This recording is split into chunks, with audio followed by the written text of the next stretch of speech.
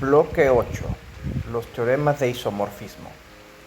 Hay tres teoremas formulados por Emily Noether describiendo la relación entre los grupos cociente, los grupos normales y los homomorfismos.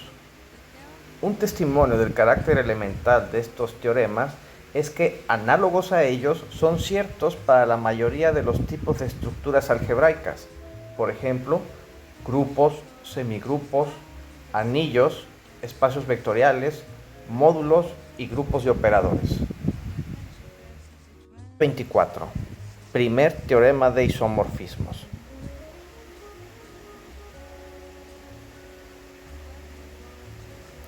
Sea F un homomorfismo entre los grupos G y H con kernel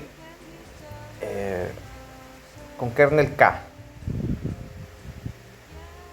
Entonces, el kernel es un subgrupo normal de G y el grupo cociente G sobre H es isomorfo a la imagen del homomorfismo. Vamos con la demostración. Nosotros ya hemos visto en videos pasados que el kernel siempre es un subgrupo normal del grupo dominio. Bien, para ver que nuestro grupo cociente G sobre K es isomorfo a la imagen, definamos barphi del grupo cociente a la imagen de la siguiente manera.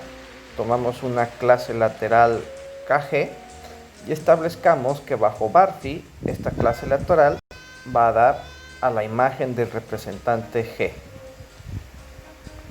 Bien, hay que ver que esta operación, esta barphi, cuando menos está bien definida como función. Tomemos pues dos elementos del dominio y supongamos que estos son iguales. Es decir, la clase lateral KA es igual a la clase lateral KB. Entonces, por el lema 2.8 se tiene que A por B inversa pertenecen al kernel. Eso quiere decir que f de A por f de B inversa es igual al neutro, y despejando f de A obtenemos que f de A es igual a f de B. En otras palabras, barphi de K de A, barphi de la clase KA es igual a barphi de la clase KB, y esto muestra que la función barphi está bien definida. Ahora veamos que barphi es un homomorfismo. Barphi del producto de las clases KA y KB, por como está definido el producto en el grupo cociente, sabemos que esto es barphi de la clase lateral KAB. Según la definición de nuestra función barphi, esto es la imagen del representante AB, f de AB. Y como f es un homomorfismo, esto último es igual a f de A por f de B, y uno y otro factor son respectivamente barphi de KA por barphi de KB, lo que muestra que barphi es un homomorfismo. Ya que es evidente que nuestra función barphi es sobreyectiva, solo nos resta demostrar que nuestra función barphi, es decir, nuestro homomorfismo barphi, es inyectivo.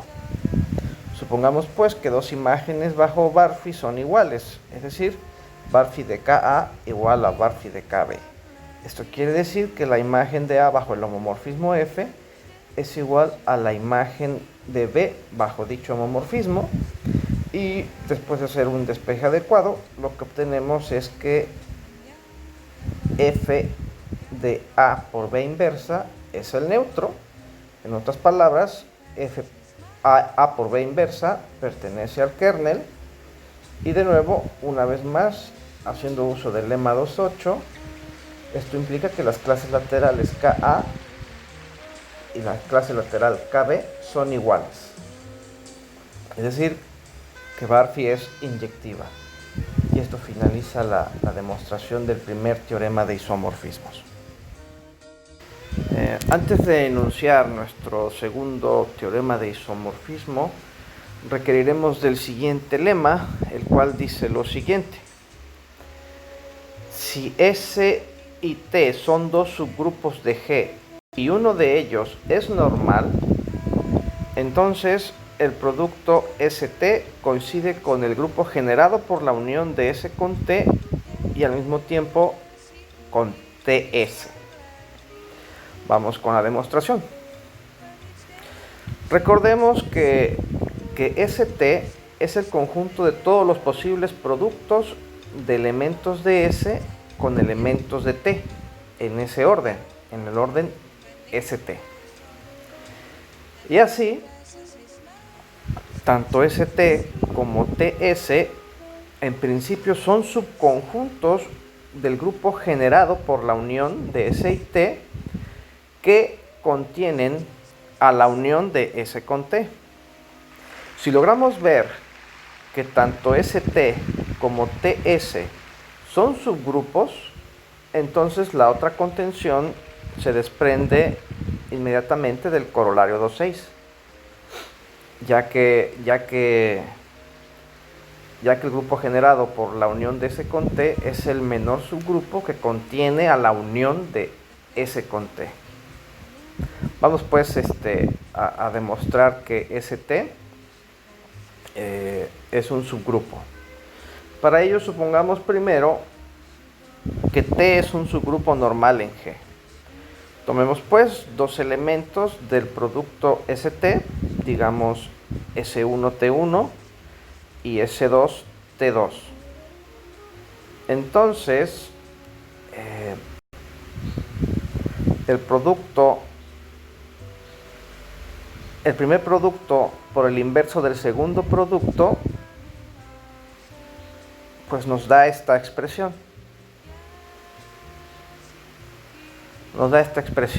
Ya saben que a la hora de invertir un producto, lo que se hace es cambiar los factores y tomar el inverso de cada uno. Lo que a continuación haremos es sembrar un neutro conveniente aquí en medio de S1 y T1. Es decir, esta expresión es igual en principio a S1 por todo lo que ya teníamos, ¿no? ¿Qué es esto? Y aquí vamos a sembrar un neutro inteligente, a saber, S2 inversa por S2. Y obsérvese que esta parte de este producto pertenece aquí al conjugado del grupo T a través del elemento S2. Pero como nosotros sabemos que el grupo T es un subgrupo normal, sabemos que esta expresión es igual al grupo T. ¿Sale? Así que este elemento, el que está en la llave, se puede escribir como un T3. Así, toda la expresión tiene la forma S1 por S2 inversa por T3, con T3 un elemento del grupo T, y así, en esta forma, este producto pertenece al producto de ST. Y esto lo que muestra es efectivamente que ST es un subgrupo, y por lo tanto se da esta igualdad. Un argumento similar muestra que también TS es un subgrupo de G y por lo tanto tenemos las igualdades deseadas. Y esto concluye la demostración de nuestro lema. Teorema 226. Segundo teorema de isomorfismos. Si T y N son dos subgrupos de G con N normal en G, entonces la intersección del grupo N con el grupo T es normal en T y el cociente T sobre la intersección es isomorfo a NT cociente N. Vamos a dar la demostración. Considérese nu la función proyección natural. Sabemos que este es un homomorfismo. Y consideremos la restricción nu', la cual es la restricción de nu al grupo T, la cual va de T al cociente G sobre N. Ese también es un homomorfismo. Se desprende del primer teorema de isomorfismo que T sobre el kernel de nu' es isomorfo a la imagen de nu'. Ya lo único que queda es que, como ustedes podrán verificar fácilmente, lo único que queda es darse cuenta de que el kernel de nu' es justo la intersección de T con N y que la imagen de este homomorfismo nu' es justo el cociente NT sobre N. Yo les recomiendo de que ustedes por su cuenta se convenzan de esta igualdad y de esta igualdad, y eso concluye la demostración del segundo teorema de isomorfismos.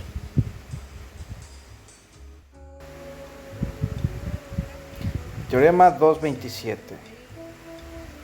Tercer teorema de isomorfismos. Sean K subgrupo de H y H subgrupo de G, donde H y K son subgrupos normales de G. Entonces, el cociente H sobre K es normal en el cociente G sobre K y además se da este isomorfismo. Es decir, se vale algo así como la regla del sándwich. El cociente de G sobre K entre H sobre K es isomorfo a G sobre H. Vamos a dar la demostración. Y como dijera el libro de texto, vamos a hacer que una vez más el primer teorema de isomorfismos haga el trabajo sucio. Defínase f del cociente G sobre K al cociente G sobre H de la siguiente manera. Ustedes toman una clase lateral KA y hagan que bajo f sea igual a la clase lateral HA. Hay que observar que esta función f está bien definida porque K es un subgrupo de H. Si ustedes toman en cuenta que K es un subgrupo de H, podrán darse cuenta que esta función está bien definida. Finalmente, dejamos a ustedes demostrar que f es un homomorfismo sobreyectivo cuyo kernel es H sobre K. Y ya de aquí el resultado se desprende precisamente por el primer teorema de isomorfismos.